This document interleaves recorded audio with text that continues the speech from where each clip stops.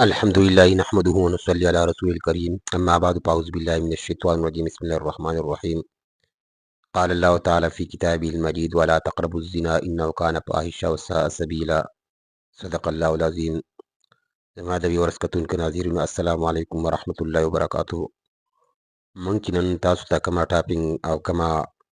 موضوع زیر باس راوړې ده هغه د زنا متعلق خبره ده ځکه چې په دنیا کې د ټول نه لویه ګناه چې د هغه زنا ده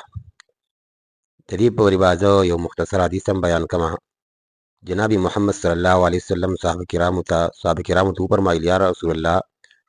په دنیا کې د ټول نه غټه ګناه چې د هغه کومه ده جناب محمد صلی الله علیه وسلم وفرمایل چې په ټولو کې الاشراک بالله د الله رب العالمین سره شرک کول او د الله رب العالمین سره شرک کول په مختلف قسم انواع باندې دي یو غټ شرک دی چې هغې ته بیا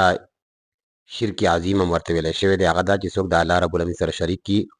چې یاره دا پلانکې کار الله رب العالمین کوي او دا پلانکې کار دا بابا هم کوي یا مثال په طور باندې بل یو داسې دغه کي نو کم از کم داسې دی چې د دې شرک نه ځان ساتل پکار دی غټه ګناه ده دویم نمبر ګناه چې ده نو هغه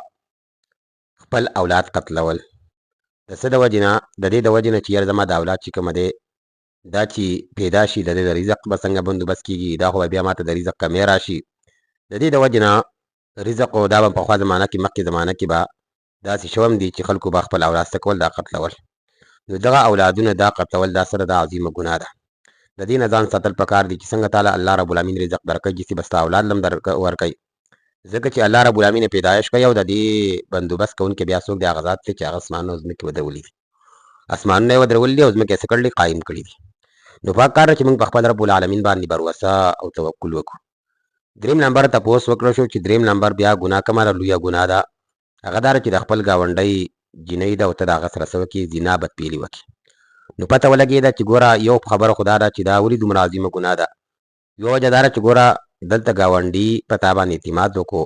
او ته خو یو قسم نه په تا باندې اعتماد کړی شوی ده چې ته به د ده د ګاونډ د ښځې د لور د دې خیال ساتې او ته راولګېدلی او بلکې څه دې وکړه د هغه سره دې زنا وکړه د هغه عزت چې څه کړو هغه د هغه عزت چې تار کړو نو پکار چې دغه رنګې د دې پیل نه سړی ځان څه کوي وساتي نو دا غټه عظیمه ګناه ده چې یو سړی راولګي او د خپل ګاونډۍ سره څه وکړي د هغه سره زنا وکړي ځکه الله رب العالمین قرآن مجید کې دا خبره ذکر کړله چې تاسو دا کار زنا مه کوئ بلکې دومره خطرناکه ګناه ده چې الله تعالی دا خبره کړله چې تاسو نږدې کېږئ زنا ته مه نږدې کېږئ ولا کول خو بیا ډېره غټه خبره ده او چې څوک یې کوي دا خو بیا یو قسم نه ډېره غټه خبره ده ډېره غټه ګناه ده ډېر غټ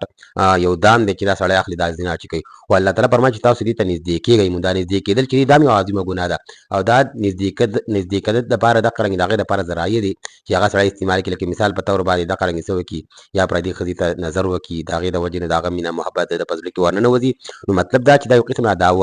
دواعي د زنا دي دا داسې څیزونه دي چې دا زنا طرف ته څه ورکوي دعوت ورکوي نو پکار ده چې موږ د دغې دواعي چې د زنا چې کومه ده دا کوم اسباب چې دا سړی اختیار نه کړي نو چې دا اختیار نه کړی شي نو ته به خود د زنا نه څه شی بچ شي نو پکار چې دغه رنګ په دې باندې څه وکړو عمل وکړو او دا په دنیا کې د ټولو نه عظیمترینه ګناه ده غټه د دې نه ځان ساتل پکار موږ الحمدلله مؤمنان مسلمانان یو نو عام طور باندې دغه رنګ دا د زنا